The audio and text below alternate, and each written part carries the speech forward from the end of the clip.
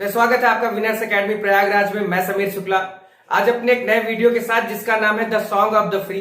यह आपकी पोएट्री का लास्ट लेसन है।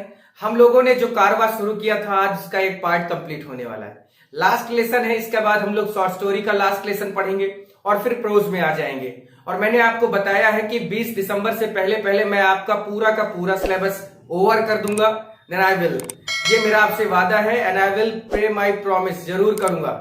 और एक खुशखबरी और एक मेरे लिए अच्छी बात यह है कि हम लोग का जो YouTube मोनेटाइजेशन होता है उसका 4000 पब्लिक आवर डिमांड करता है YouTube, वो आप लोग की सहयोग से, आप लोग के प्यार से, सपोर्ट से पूरा हो चुका है। और इसी वजह से, क्योंकि मेरा जो एक्सटर्नल सोर्स ऑफ शेयर होता है वो बढ़ गया था, यानी 83.9 हुआ था, लेकिन अब वो घटकर 73.9 हुआ है। और मैं अप्लाई करने जा रहा हूं आज आप लोग को प्यार को देखते हुए। तो प्लीज इसी तरह अपना प्यार बनाए रखें, ये चैनल आपका साथ कभी नहीं छोड़ेगा। और प्लीज आप सपोर्ट करें और कुछ नहीं चाहिए। आज की ये वीडियो बहुत इंपॉर्टेंट है, प्लीज लास्ट तक देखना, लाइक करना, शेयर करना, सब्सक्राइब करना, कमेंट करना और बताना कि कैसा है और कैसे इंप्रूव किया जाए। मैं बात करूंगा सॉन्ग ऑफ द फ्री यानी स्वतंत्रता का गीत, which is composed bye Swami Vivekananda. Swami Vivekananda इस पूरे लेसन में एक चीज बताना चाहते हैं, कहना चाहते हैं, जो मोरल ऑफ द लेसन है कि हमें अपने लाइफ में आने वाली प्रॉब्लम से कभी नहीं घबराना चाहिए, कभी परेशान नहीं होना चाहिए, क्योंकि बहुत सारी समस्याएं हमारी जिंदगी में आती हैं, बहुत सारी प्रॉब्लम्स होती हैं, लेकिन वही आगे बढ़ता है जो इन प्रॉब्लम से लड़ता है, वही जीतता है। तो वही हाल है कि जब तक तोड़ेंगे नहीं तब तक छोड़ेंगे नहीं। इसका मतलब है कि जब तक पूरा नंबर नहीं ले लेंगे, फर्स्ट डिवीजन नहीं आ जाएगा, तब तक ये काम करना पढ़ाई वाला बंद नहीं कर सकते। ये आपका वादा और दोनों हमारा भी, हम दोनों का ये वादा यही होना चाहिए, आपकी सफलता सबसे बड़ी बात वही हमारे लिए। हम लोग बात करेंगे हिंदी एक्सप्लेनेशन की, इसके 5 या 6 स्टैंजा हैं, वो आज हम लोग देखते हैं, पढ़ते हैं और समझते हैं।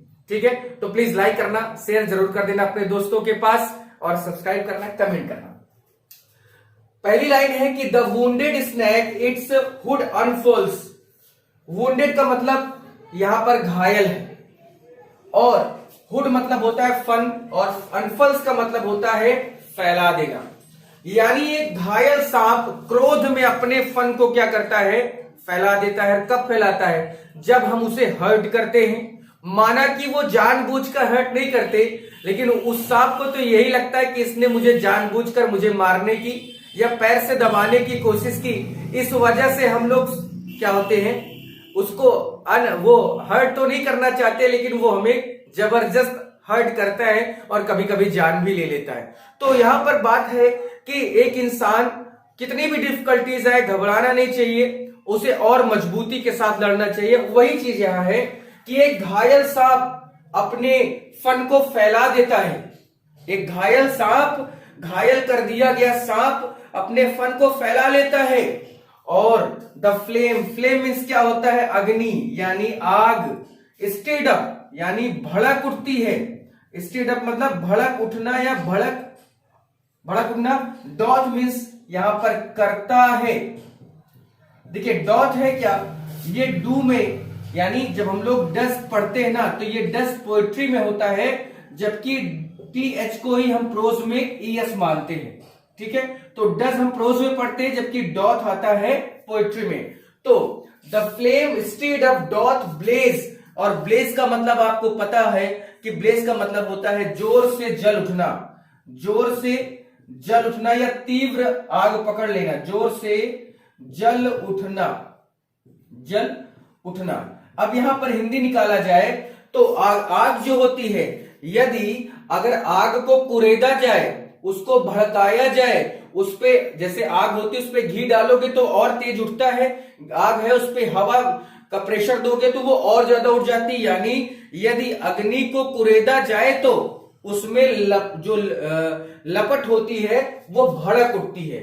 यदि अग्नि को उकसाया जाए या कुरेदा जाए तो जो आग होती है वो जोर से और ज्यादा जल उठती है या भड़क या लपट जो है भड़क उठती है। द डेजर्ट, डेजर्ट मीन्स होता है रेगिस्तान, डेजर्ट मीन्स होता है रेगिस्तान। Air resounds the call, resounds the call यानी गूंज उठता है या गूंजा देता है। यहां पर मैं लिख दूं गूंज जाता है, ज्यादा सही है। कॉल मीन्स होता है यहां पर पुकारना, या यहां पर मैं बात करूं रॉर, ROAR, रॉर मीन्स होता है दहाड़। क्योंकि कभी कभी होता है कि जब तक हम लोग सेकेंड लाइन नहीं पढ़ते तब तक फर्स्ट लाइन का सही मतलब नहीं निकाल पाते हैं। तो वही है हर्ट स्ट्रक यानी बहुत घायल, इन दोनों का मतलब होता है बहुत घायल। लॉयंस रेज, लॉयंस रेज माने बहुत क्रोध में, रेज मीन्स होता है बहुत क्रोध में। अब आप समझिए पूरी लाइन का मतलब, यानी जब सांप घायल होता है तो वो अपने फन को उठा देता है या फैला देता है। जब अग्नि को कुरेदा जाता है तो वो उसकी लपट और भड़क जाती है। और अगर घायल घायल शेर, यहां पर लॉयन का मतलब है शेर, अगर घायल शेर क्रोध में दहाड़ देता है तो रेगिस्तान की जो हवा होती है ना, वो भी शेर की दहाड़ से गूंज उठती है। रेगिस्तान की हवा भी घायल शेर की दहाड़ से क्या होती है, गूंज उठती है। ये होता है, नॉर्मली शेर दहाड़ दे तो कोई बात नहीं, लेकिन अगर शेर को मारा गया है, वो घायल है, तो उसकी दहाड़ से रेगिस्तान तक की हवा गूंज उठती है, वो होती है दहाड़, वो होता है उसका क्रोध। यानी कहने का मतलब है कि ये सब तो अभी क्रोध होने के कंडीशन दिखा रहा है कि कैसे ये चीजें हैं, यानी कैसे जो घायल सांप वो क्या करता है, कैसे अगर आग को कुरेदा जाए तो वो क्या करता है, या कैसे एक जो शेर घायल होता है और वो दहाड़ता है तो वो क्या करता है। यानी ये अभी कंडीशन आपके सामने रखी गई। अभी इन सब का एक कंक्लूजन भी बताया जाएगा कि क्या करना चाहिए क्या नहीं करना चाहिए। तो बात समझ में आ गई होगी। एक बार फिर से मैं बोले दे रहा हूं कि घायल कर दिया गया सांप अपने फन को फैला देता है। यदि अग्नि को कुरेदा जाए तो उसमें लपट होती है वो भड़क उठती है। जब घायल शेर क्रोध से दहाड़ता है तब रेगिस्तान की हवा उसमें गूंज उठती है। उस समय रेगिस्तान की हवा भी क्या होती है, गूंज जाती है। तो अगर इस 4 लाइन में अगर आपको समझ में आ गया है तो प्लीज वीडियो को लाइक करना, शेयर करना और सब्सक्राइब कर देना अगर नए हो, और कमेंट करके बताना। बहुत इंटरेस्टिंग वर्ड है, बहुत इंटरेस्टिंग ये लाइन है, और एक मैंने इसके वर्ड लिखा है, आप इसको लिख लें या इसका स्क्रीनशॉट ले सकते हैं जिससे आपको कोई दिक्कत ना हो। आगे बढ़ते हैं, इस आगे की 4 लाइन में क्या है, नेक्स्ट की 4 लाइन देखते हैं क्या है भाई। आगे की 4 लाइन है कि द क्लाउड पुट्स फोर्थ दिलक स्ट्रेंथ। यहां पर क्लाउड मीन्स आपको पता है कि क्लाउड मीन्स होता है बादल, क्लाउड मीन्स बादल होता है, और पुट्स फोर्थ का मतलब होता है प्रस्तुत करना। दिलक का मतलब होता है बाढ़, फ्लड जिसको कहते हैं हम लोग, जो बाढ़ आती है ना गांव घरों में वो। और स्ट्रेंथ मतलब होता है ताकत, स्ट्रेंथ का मतलब होता है ताकत, यहां पर स्ट्रेंथ का मतलब ताकत है। यानी जब आकाशीय बिजली, और इसके बाद थोड़ा सा और मैं लिख देता हूं लाइटनिंग क्लेव्स।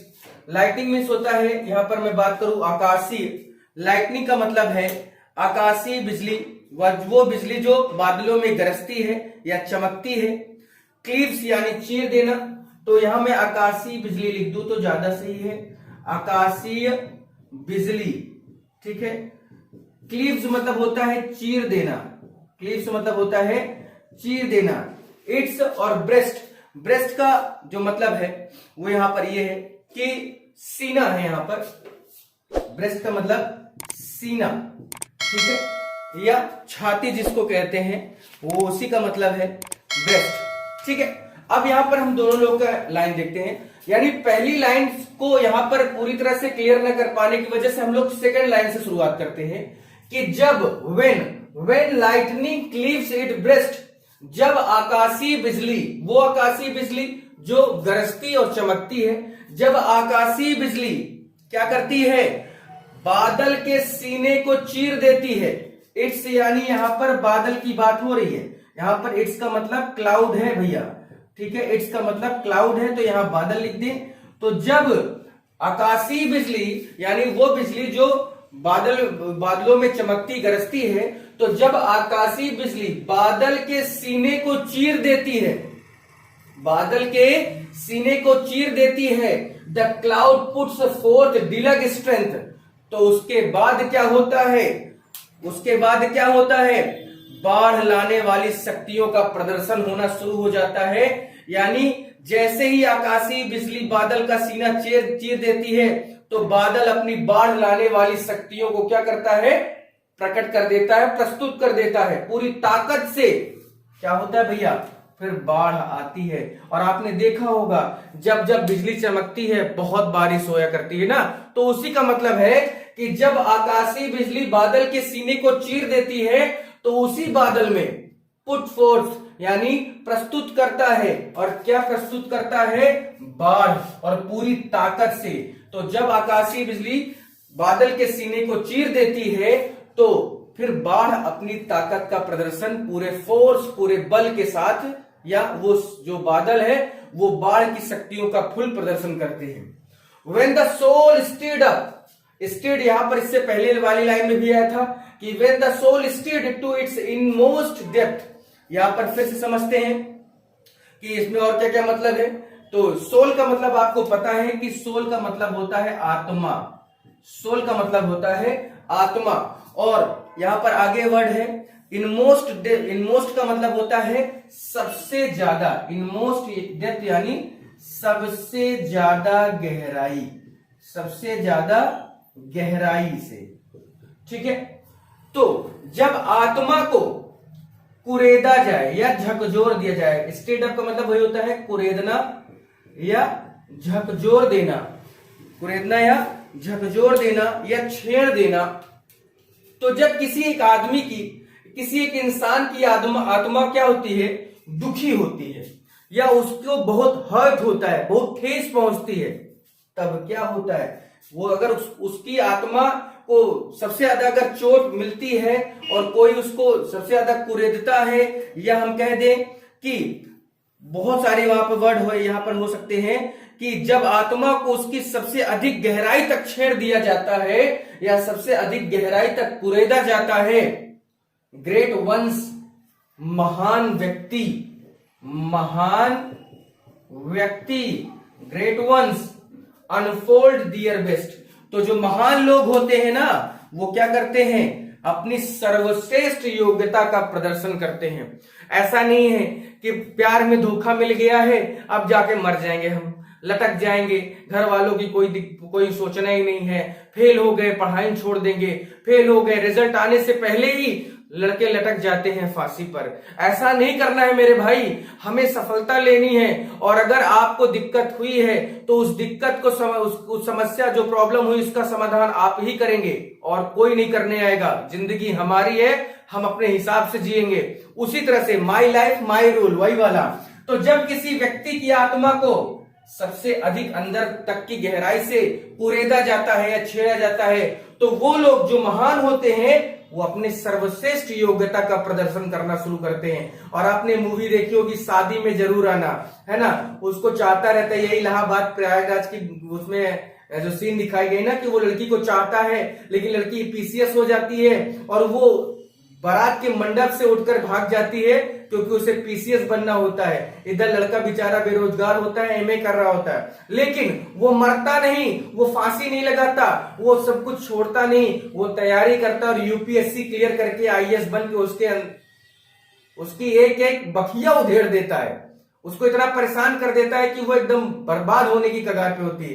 लेकिन फिर प्यार होता है, मिल भी जाते हैं। तो वही कहा गया कि किसी भी भले इंसान की अगर आत्मा को कुरेदा जाए या सबसे ज्यादा परेशान किया जाता है तो वो आदमी केवल अपने क्या करता है, सबसे गजब की जो उसके अंदर स्ट्रेंथ होती है, ताकत होती है, योग्यता होती है, उसका प्रदर्शन करना वो शुरू कर देता है। वो घबराता नहीं है। तो बात समझ में आ गई होगी कि जब आकाशीय बिजली बादल के सीने को चीर देती है तो बाढ़ का प्रकोप देखने को मिलता है। जब किसी भले इंसान को, किसी इंसान की आत्मा को कुरेदा जाता है तो वो जो महान आदमी होते हैं वो अपनी सर्वश्रेष्ठ योग्यता का प्रदर्शन करना शुरू कर देते हैं। बाकी आगे की चाइल्ड लाइन देखते हैं, उस पे क्या है भाई, अंतिम की आउटलाइन देखते हैं। ये बहुत इंटरेस्टिंग है। और जो मैं आपसे कह रहा था ना कि यानी जो ये शुरुआत में कि आगे आग की लपट लगती है तो लगने दो सांप को, अगर सांप क्रोधित है तो वो फन फैला देता है, शेर अगर घायल है तो वो दहाड़ता है, ये सारी चीजें। अब यहां पर है कि let eyes grow dim. Dim मतलब होता है कमजोर। लेट यहां पर डिम मतलब है कमजोर, और ग्रो मीन्स होता है बढ़ना या होना। ठीक है, ग्रो मीन्स होता है हो जाना, या यहां पर सही वर्ड तो यहां पर आएगा होना। ठीक है, तो यदि आंखें कमजोर होती है तो हो जाने दो। अगर आंखें कमजोर होती है तो हो जाने दो। अब स्वामी विवेकानंद अपने सही चीज को लाके आपके सामने रख रहे हैं कि वो इस पूरे कविता में कहना क्या चाहते हैं वही बताना चाह रहे हैं कि अगर आंखें कमजोर होती हैं तो हो जाने दो। अगर आंखें कमजोर होती हैं तो हो जाने दो, और अगर कान बहरे होते हैं तो हो जाने दो। अगर आंखें कमजोर होती हैं तो हो जाने दो, कान बहरे होते हैं तो हो जाने दो। अगर दोस्ती फ्रेंडशिप फेल, अगर दोस्ती टूटती है तो टूट जाने दो। और अगर प्यार में धोखा मिलता है, बिट्रे मीन्स होता है धोखा, अगर प्यार में धोखा मिलता है, प्यार विफल होता है तो हो जाने दो। यानी आंखें कमजोर होती हो जाने दो, कान बहरे होते हो जाने दो, फ्रेंडशिप फेल होती है हो जाने दो, और प्यार मोहब्बत में विफलता मिलती है तो मिल जाने दो, धोखा मिलता है तो ले लेना, यानी हो जाने दो। धोखा अगर होता है प्यार में तो हो जाने दो। लेट फेट मतलब यहां पर भाग्य, और अगर भाग्य इट्स 100 हॉरर, अगर भाग्य तुम्हें 100 तरह की मुश्किलें देता है, 100 तरह की परेशानियां देता है, अगर भाग्य ऐसा करता है 100 तरह की दिक्कतें देता है तो भेज देने दो। सेंड यानी भेज देना, हॉरर मीन्स होता है भय। ठीक है, अगर भाग्य तुमको 100 तरह की दिक्कतें 100 तरह की समस्याएं भेजता है तो भेज देने दो, लेकिन तुम्हें परेशान नहीं होना। And clotted darkness block the way, clotted darkness block the way, और अगर घना अंधेरा राह को रोकता है तो रोक देने दो। क्लॉटेड डार्कनेस का मतलब यहां पर समझना होगा कि क्लॉटेड डार्कनेस है क्या, यानी घना अंधकार, घना अंधेरा यहां पर लिख दें। तो अगर घना अंधेरा तुम्हारे रास्ते को ब्लॉक करता है तो ब्लॉक कर देने दो, लेकिन and nature wear one angry frown, और अगर प्रकृति तुम्हें एंग्री फ्रॉन, अगर प्रकृति तुम्हारे ऊपर क्रोध से भौहें चढ़ा लेती है, यानी अगर प्रकृति भी नहीं चाहती कि तुम जीतो, तो अगर प्रकृति भौहें चढ़ा लेती है, यदि प्रकृति तुम्हें नष्ट करने के लिए तैयार है तो उसे भी कर लेने दो। टू क्रश यू आउट, अगर तुम्हें प्रकृति नष्ट करना चाहती, क्रश मतलब होता है नष्ट करना, तो अगर प्रकृति तुम्हें गुस्से में नष्ट करना चाहती है तो उसे भी कर लेने दो।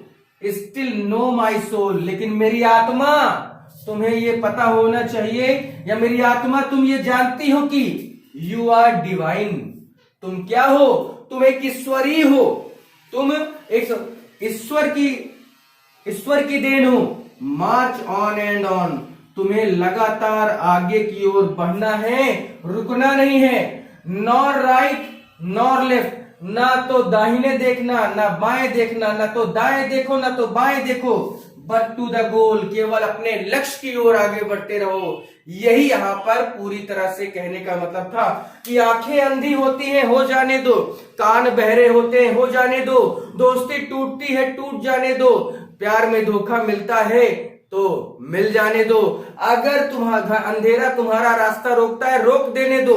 अगर प्रकृति चाहती है कि तुम्हें नष्ट करना चाहती है तो नष्ट कर देने दो, लेकिन तुम्हें ये जानना होगा मेरे बच्चे, तुम्हें ये जानना होगा, क्योंकि तुम ईश्वरी हो, तुम ईश्वर के द्वारा बनाए गए हो, सिर्फ और सिर्फ तुम्हारे दिमाग में एकमात्र लक्ष्य होना चाहिए लगातार आगे बढ़ने का। ना इधर देखो ना उधर देखो, ना दाएं देखो ना बाएं देखो, सिर्फ कहां देखो, अपने गोल, अपने टारगेट की ओर देखो। यही इस पोयम की पूरी कहानी थी। I hope and I wish कि आपको ये क्लियर हो गया होगा। विश ये भी है कि आप इसको जरूर शेयर करेंगे, तो प्लीज लाइक करना, शेयर करना, और अगर आप नए हैं चैनल पर तो सब्सक्राइब कर देना चैनल को। 7 बजे मैं आता जरूर हूं, और प्लीज आई एम सॉरी कि मैं वीडियो नहीं शेयर कर पा रहा हूं, रियली सॉरी। बहुत जल्द मैं आपको वीडियो शेयर कर दूंगा, लिंक उसका व्हाट्सएप पे, और वो आपको पता ही है। हाँ, टेलीग्राम पे मैं शेयर कर रहा हूं, तो टेलीग्राम चैनल जो हमारा है वो विनर्स एकेडमी प्रयागराज के नाम से ही है, ठीक है। आप मेरे इस नंबर पे, मैं आप नंबर लिखे दे रहा हूं, 6386471551 नाम से मेरा नंबर है। इस पे आप मैसेज करिए, मैं आपको अपने इस चैनल पर एक लिंक भेज दूंगा टेलीग्राम का। इस पे मैं वीडियो शेयर कर रहा हूं, क्योंकि इस पर शेयरिंग का जो मेरा ऑप्शन है वो अभी बहुत कम है, लेकिन व्हाट्सएप में ज्यादा हो जाने की वजह से मैं अपने वीडियो शेयर नहीं कर पा रहा हूं। तो प्लीज उसके लिए सॉरी, लेकिन आप मुझे सपोर्ट करेंगे, मुझे भरोसा है आप पर। प्लीज लाइक करें, शेयर करें, सब्सक्राइब करें, कमेंट करें और बताएं जरूर। फिर ठीक है, आज के लिए इतना ही। Thank you.